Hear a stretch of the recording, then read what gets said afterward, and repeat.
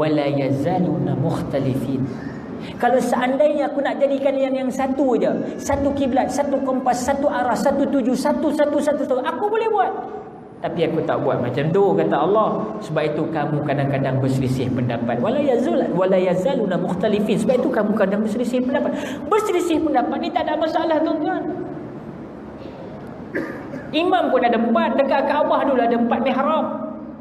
Imam Ahmad bin Hanbal, Imam Abu Hanifah, lagi Imam Asy-Syafi'i rahimahullah ta'ala, Muhammad bin Idris, satu lagi Imam Nawawi, Hanbali, Imam Hanafi, Abu Hanifah, Hanafi, Hanbali, Maliki, Imam Malik, Imam Malik dan Imam Syafi'i.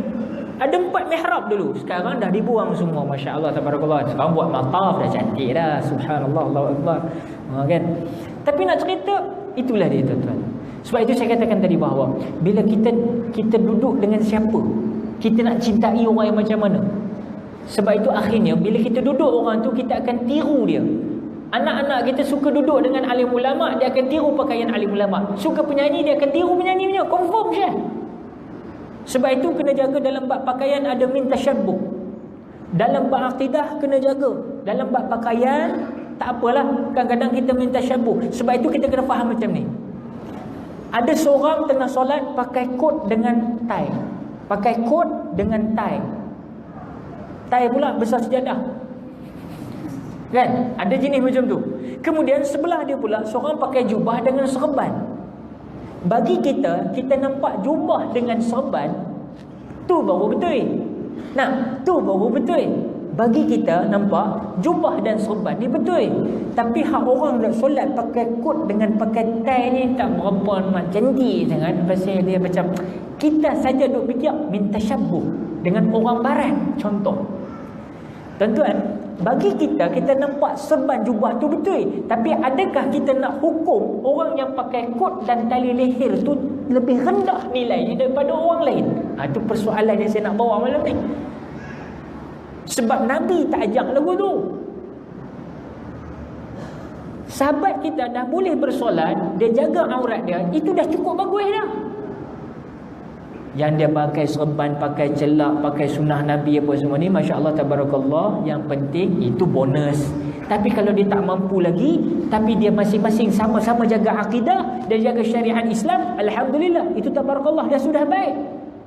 Even kalau nak diukur, tuan-tuan perempuan, kalau kita tengok kacamata kita dalam bab zahir, Abu Lahab, Abu Jahal pun berserban 24 jam, berjubah 24 jam. Tuan-tuan, persoalannya bukan masalah serban dan jubah.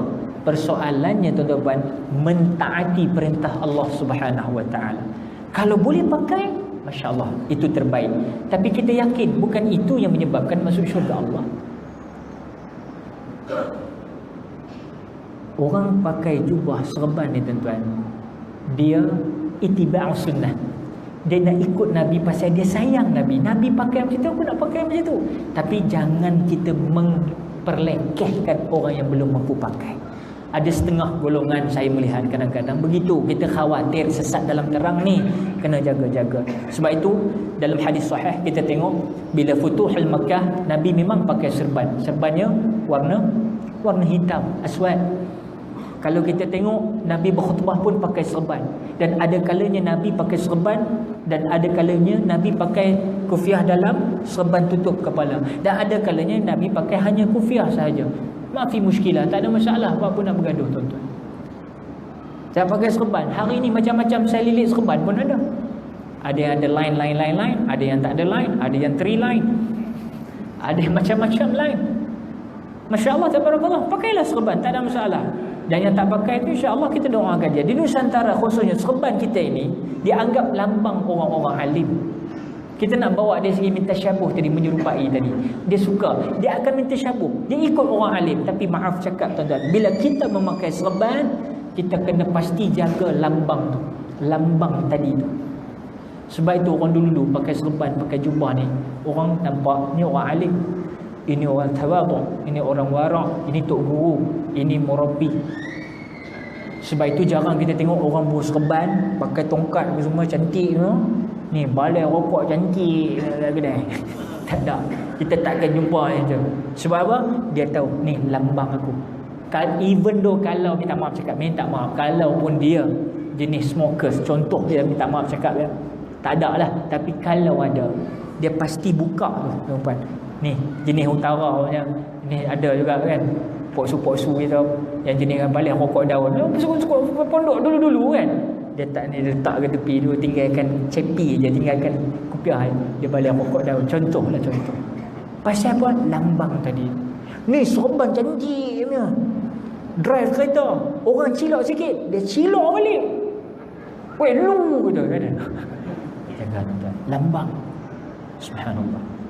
Jadi at least tuan-tuan perempuan, kita nak pakai jubah, kita pakai gamis. Kerana apa? Minta syabuh, kita nak pakai rida. Rida ni rida. Kan? Dulu mana ada zaman rida? Tak ada. Tengok ustaz dulu mana dalam VHS dulu. Zaman VHS kaset gambar kulit depan. Mana ada orang bubuh rida? Tak ada. Alhamdulillah bila diperkenalkan rida, rupanya Nabi memang suka pakai rida. Rida ni maksudnya apa? Kain yang menutupi atas satu kain. Maknanya Nabi pakai gamis. Gamis macam kurta yang tabligh pakai selalu tu, atau orang India Pakistan pakai. Tapi ni baju, ni gamis. Contoh, jubah. Kain di atas kain, kain di atas kain. Rida lah, itulah rida. Rida bukannya maksudnya dilipat elok-elok 4 segi macam yang kita buat sekarang ni, itu rida. Okey, no problem. Itu rida lah, betul. Maksud rida tu sendiri adalah kain menutup di atas satu kain. Maknanya kalau dilipat elok-elok pun, kemeh-kemeh cantik-cantik macam kita tengok gambar para alim ulama, para habaib, masya-Allah, dia lipatnya bagus-bagus ya. Nah, itu namanya rida. Tapi kalau dibuka bisa, itu pun dipanggil rida, ini pun dipanggil rida. Sebab Nabi kadang semayang, Nabi tak akan, dalam solat Nabi, dalam sunnahnya, Nabi pasti letakkan satu kain dekat bahu dia. Jadi itu rida, orang panggil rida. Pun kadang-kadang dia macam tu pun, ataupun dia selempang macam tu je. Banyak tuan-tuan guru itu rida. Sunnah, itiba'us sunnah. Jadi tuan-tuan perempuan, bila cakap pasal pakaian ni, nak quote ayat Dr. Sam, orang yang istiqamah di dalam perjuangan dia. Dr. Sam ni orang tabligh, orang lama.